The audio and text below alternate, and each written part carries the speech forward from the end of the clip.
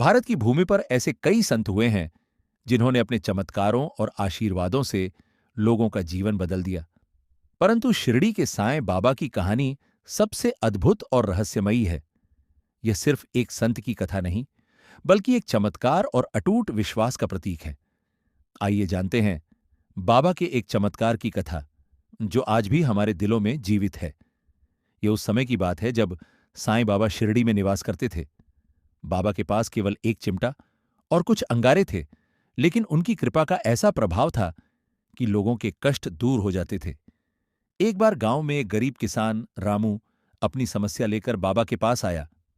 रामू का इकलौता बेटा कई दिनों से बीमार था और सभी दवाइयों का असर खत्म हो चुका था। रामू ने बाबा के चरणों में गिरकर प्रार्थना की, बाबा, मेरे बेटे को बचा लीजिए, मेरे पास कुछ नहीं बचा। बाबा ने मुस्कुराते हुए कहा, तुम्हारे बेटे को कुछ नहीं होगा, तुम एक नारियल लेकर आओ।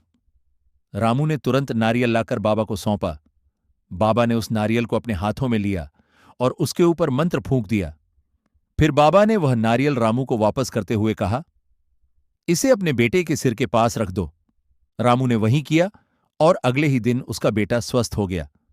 यह चमत्कार पूरे गांव में फैल गया और बाबा के प्रति लोगों का विश्वास और भी बढ़ गया।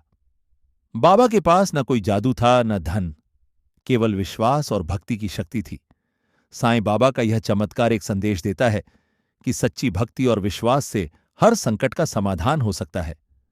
उन्होंने जीवन भर मानवता की सेवा की और हमें सिखाया कि प्रेम और सेवा से बड़ा कोई धर्म नहीं है। जय साईं बाबा।